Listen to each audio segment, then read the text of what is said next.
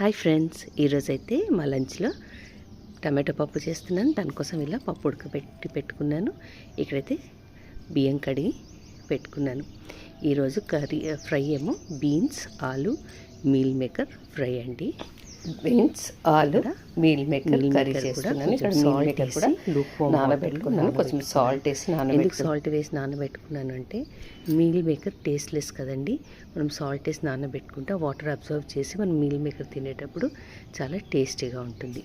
ఇక్కడ ఆలు బీన్స్ ఒక 70% ఉడకబెట్టుకుంటున్నాను. కొంచెం పసుపు ఉప్పు వేసి కొంచెం 70% ఉడకనివ్వాలి. ఇక్కడైతే పప్పును కొంచెం ఉడకబెట్టుకుని తాలింపు వేసేసుకున్నాను.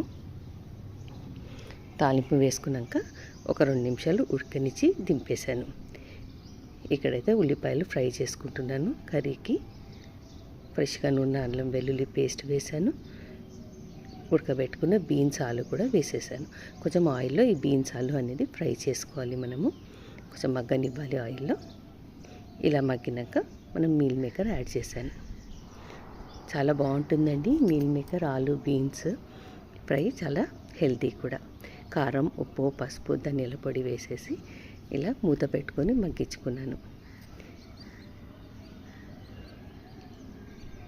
పిల్లలు చాలా ఇష్టంగా తింటారండి. ఇక్కడైతే రైస్ కూడా రెడీ అయిపోయింది.